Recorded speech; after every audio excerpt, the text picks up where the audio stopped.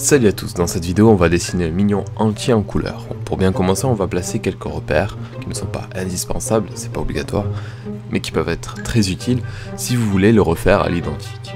D'abord je fais un trait vertical que je vais couper en deux par un trait horizontal.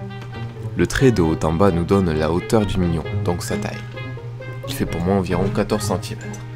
Et le trait central, c'est le centre du personnage, là où se trouvera la bouche. En haut et en bas, je vais faire la largeur du mignon. Sa largeur correspond à la moitié de la hauteur du mignon. Donc la moitié de 14 cm, c'est 7 cm. Il y aura donc 3 cm et demi de chaque côté. On rejoint les extrémités en haut et en bas, et ça nous donne ce rectangle, de dimension 1/2. Le mignon va se construire à l'intérieur. Vous verrez que c'est assez simple à partir de là. L'inclinaison de la tête commence quasiment à 2/3 au-dessus du centre, donc 4 cm à peu près au-dessus du trait central. Je marque bien les emplacements, je fais pareil dessous, 4 cm plus bas, et à partir de là, on peut commencer l'inclinaison de la tête, donc son arrondi. On arrondit bien de chaque côté. Au passage, mon outil que j'utilise là, c'est un critérium de 0,5 mm. Quand c'est fait, on s'occupe du bas, des hanches plus précisément. Le corps rétrécit pile à cet endroit-là, alors je marque bien le départ à 4 cm du centre. Et je vais cette fois rajouter une limite supplémentaire ici, juste là, entre les deux, on coupe en deux. Mon inclinaison va donc se limiter entre ces deux traits. On arrête nos courbes au centre. De ce centre, on descend encore du milieu vers le bas, ce qui nous donne l'emplacement des jambes, que je vais tracer sur le champ. J'arrondis bien tous les côtés, on met les pieds bien au fond du rectangle. Ça peut être amusant d'en incliner un pour donner un petit effet en plus.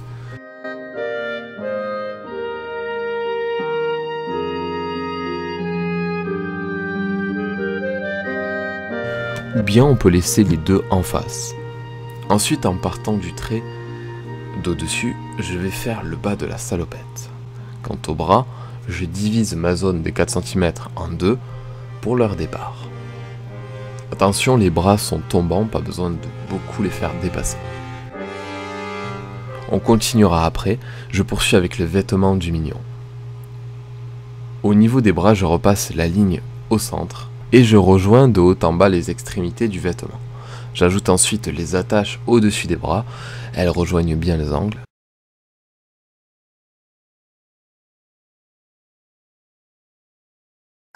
Je fais les poches, puis je reviens sur le bras pour créer des gants. Ils ne seront pas plus bas que les jambes. Et comme je disais au début, la bouche se trouve bien au centre, un peu tombante, mi-ouverte. On peut même apercevoir quelques dents.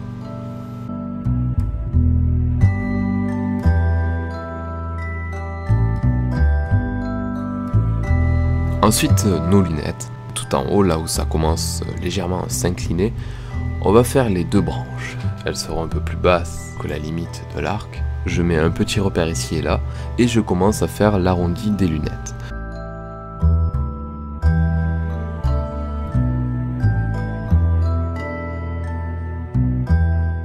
Je laisse un bon espace entre les deux ronds.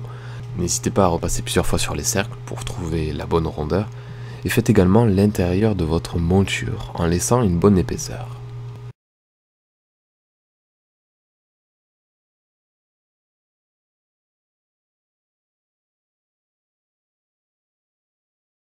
Et pour les yeux, ils sont bien au centre du cercle. On voit leurs limites en haut et en bas. Ils sont tous deux arrondis, les pupilles bien alignées en face des branches. D'ailleurs, elles sont également sur le même alignement que les coins de la bouche. Bon, quand c'est fini, on va affiner notre croquis.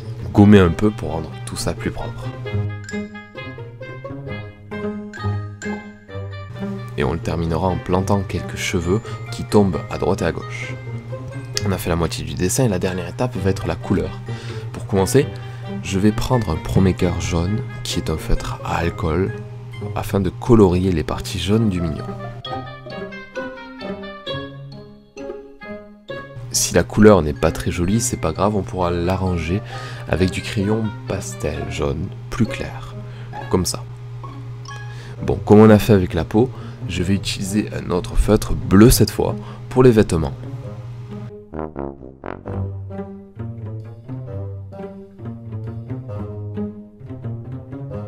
Ensuite du gris pour le cercle des lunettes et du gris plus foncé pour les bottes, les gants et les branches des montures. L'iris, je vais le colorier en marron, la bouche en rose et je continue d'étaler mon crayon jaune pour améliorer la couleur. La couleur de base du premier cœur pourra nous servir pour les ombres aussi, par exemple. Quand vous avez utilisé votre crayon, vous pouvez étaler la texture avec une estompe. Ça rend mieux. Bon, si vous avez directement les bonnes couleurs, vous pouvez tout faire directement au crayon ou au feutre sans passer par ces étapes. Mais honnêtement, quand on utilise les deux en même temps, si on le maîtrise, ça peut être très sympa. Si vous avez un petit stylo noir, on peut faire quelque chose pour améliorer le dessin. C'est de repasser certains contours pour mettre en valeur votre mignon, comme le contour des gants, bottes, à l'intérieur de la bouche et sur le vêtement. Ça donnera une meilleure profondeur.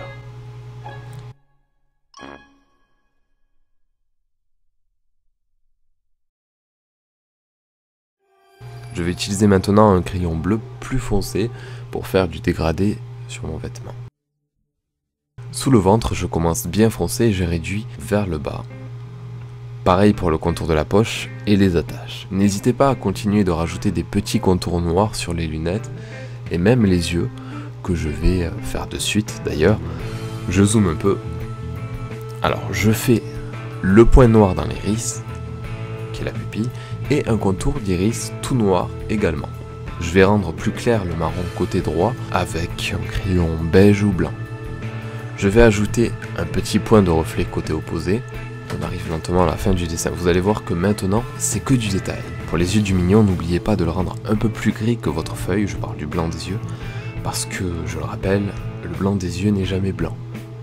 Je vais faire ressortir l'œil avec du marron et commencer à colorier les lunettes. Par exemple, avec un crayon, faites le centre bien foncé et les rebords, vous les laisserez blancs. Ça les fera ressortir. Pensez à rendre lisse votre texture de crayon avec votre doigt ou une estompe. Si vous avez un crayon blanc, c'est génial pour rendre quelque chose de métallique, par exemple, éclatant, et donc réaliste. Alors là, je vais accélérer un peu, mais regardez bien, c'est que de la retouche. J'utilise du crayon plus clair, plus foncé selon les zones.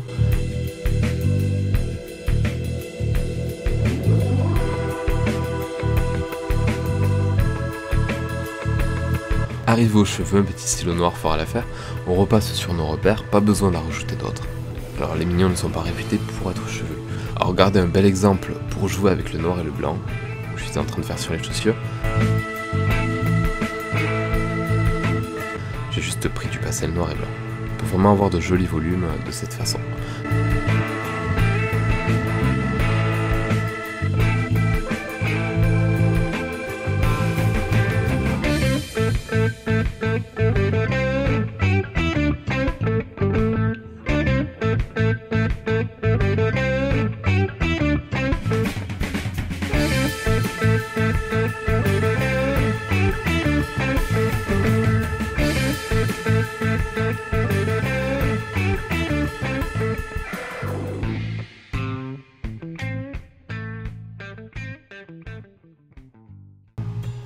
Bon, pour finir, je vais faire un truc qui peut être sympa si vous trouvez que votre dessin manque de lumière.